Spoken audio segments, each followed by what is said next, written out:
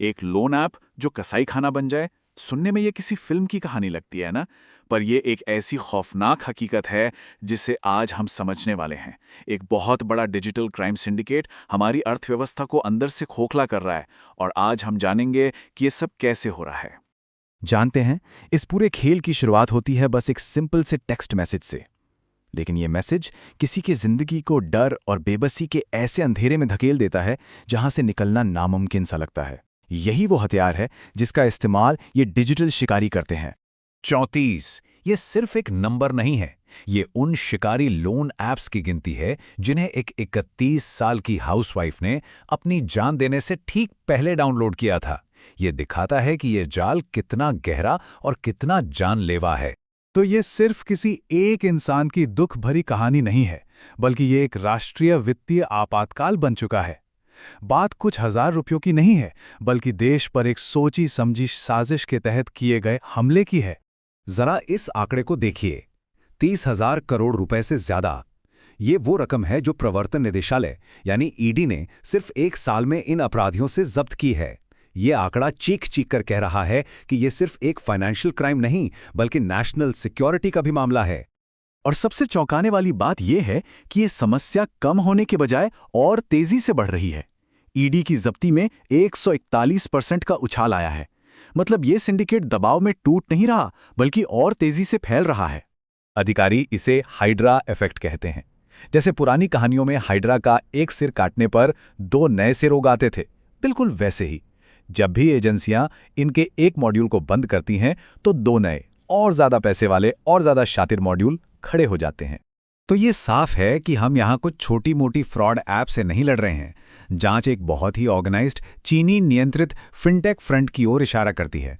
मतलब टेक्नोलॉजी का इस्तेमाल करने वाली नकली फाइनेंस कंपनियों का एक पूरा का पूरा बेड़ा, जिसे सिर्फ भारतीय नागरिकों को लूटने के लिए बनाया गया है।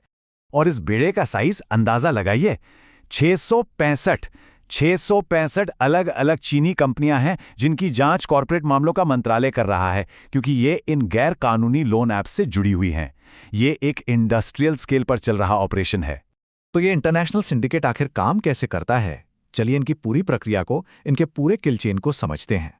इनका ऑपरेशन एक सीधे साधे 4 स्टेप के मॉडल पर चलता है।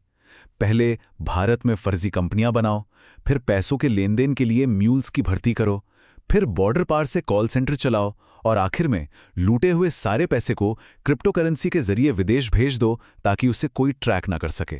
अब सवाल उठता है कि ये म्यूल्स कौन हैं? ये इस क्राइम के वो पैदल सैनिक हैं जो अक्सर सबसे कमजोर तबके से आते हैं। उन्हें जल्दी पैसा कमाने का लालच देकर फंसाया जाता है और फिर उनसे उनकी financial identity, bank account, ATM, SIM card सब कुछ खरीद लिया जाता है। और इनका बिजनेस मॉडल देखिए। ये सिंडिकेट एक म्यूल किट यानी एक बैंक अकाउंट और सिम को सिर्फ 2,000 रुपए में खरीदकर आगे 20,000 रुपए तक में बेचता है। ये साफ तौर पर इंसानी मजबूरी का सौदा है। ये मामला दिखाता है कि ये नेटवर्क कितनी गहराई तक अपनी जड़ें जमा चुका है। सोचिए, एक चाय बेचने वाला इस ग्लोबल क्राइम सिंडिकेट में करोड़ों का लेन देन करने वाला एक नोड बन गया। इससे पता चलता है कि अपराधी कोई सुपर हैकर नहीं, बल्कि हमारे बीच के ही लोग हैं। जैसे जैसे कानून का शिकंजा कसता गया, इन सिंडिकेट्स ने अपनी रणनीति बदल दी। इनके कॉल सेंटर अब बेंगलुरु या गुरुग्राम जैसे बड़े शहरों से निकलकर भारत नेपाल बॉर्डर पर बसे छोटे छोटे कस्बों में चले गए हैं। बिहार का रक्सौल शहर अब इनका एक बड़ा अड्डा बन गया है। ये खुली सीमा उन्हें कानूनी दांव-पेच से बचने, बिना ट्रेस हुए कॉल करने और अपने लोगों को देश के अंदर बाहर लाने ले जाने में मदद करती है। सिंडिकेट का मिडिल मैनेजमेंट यहीं से ऑपरेट करता है। और ये सब मुमकिन हो पाता है एक खास टेक्नोलॉजी की वजह से, सिम बॉक्स। ये एक ऐसा डिवाइस है जिसमें सैकड़ों भारतीय सिम कार्ड लगे होते हैं। जब चीन या किसी और देश से कॉल की जाती है तो ये डिवाइस उसे एक इंडियन नंबर से रूट कर देता है। सामने वाले की स्क्रीन पर +91 वाला नंबर चमकता है और उन्हें लगता है कि कॉल भारत से ही आ रही है। इस सारी टेक्नोलॉजी और पैसों के खेल के पीछे हैं टूटी हुई जिंदगियां। चलिए अब इस अपराध के उस मानवीय पहलू को देखते हैं जिसे अक्सर नजरअंदाज कर दिया जाता है। वसूली का ये चक्र कभी ना खत्म होने के लिए बनाया गया है। विक्टिम चाहे कितना भी पैसा चुका दे, धमकियां और ब्लैकमेलिंग तब तक बंद नहीं होती जब तक कि वो पूरी तरह से टूट ना जाए। ये कहानी एक 24 साल की महिला की है जो लोन शार्क से बचने के लिए घने जंगल में कूद गई। 18 घंटे के एक लंबे और मुश्किल सर्च ऑपरेशन के बाद पुलिस ने उसे जिंदा बचा लिया। ये उन कुछ खुशकिस्मत मामलों में से एक है जहां किसी की जान बच सकी। यह सिंडिकेट का सबसे बड़ा हथियार पैसा नहीं बल्कि दिमागी आतंक है। वे समाज में बदनामी के डर का इस्तेमाल करते हैं और विक्टिम को उनकी फोटो से छेड़छाड़ करके बनाई गई नग्न तस्वीरों से डराते धमकाते हैं। और ये मामला ये अंतर्राष्ट्रीय साजिश का एक पक्का सबूत है। केरल में हुई एक आत्महत्या की जांच में पता चला कि धमकी भरे कॉल और मैसेज पाकिस्तान और श्रीलंका में रजिस्टर्ड सिम कार्ड से आ रहे थे। ये सीधे तौर पर साबित करता है कि इन त्रासदियों के पीछे विदेशी हाथ है। सरकार जवाबी कार्रवाई तो कर रही है, लेकिन ये एक चूहे बिल्ली का खेल बन गया है जिसमें सिंडिकेट हमेशा एक कदम आगे ही रहता है।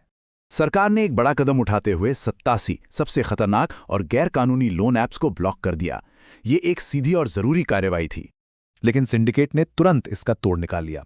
उन्होंने ऑफिशियल ऐप स्टोर को ही छोड़ दिया और अब सीधे एसएमएस या टेलीग्राम के जरिए एक डाउनलोड लिंक यानी एपीके भेजते हैं।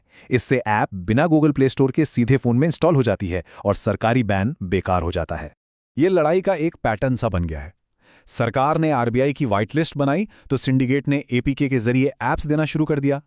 गूगल ने ऐप्स बैन की तो सिंडिकेट ने प्ले स्टोर का इस्तेमाल ही बंद कर दिया। हर बचाव के जवाब में अपराधी एक नया हमला करने का तरीका ढूंढ लेते हैं। लोन ऐप तो बस शुरुआत थी।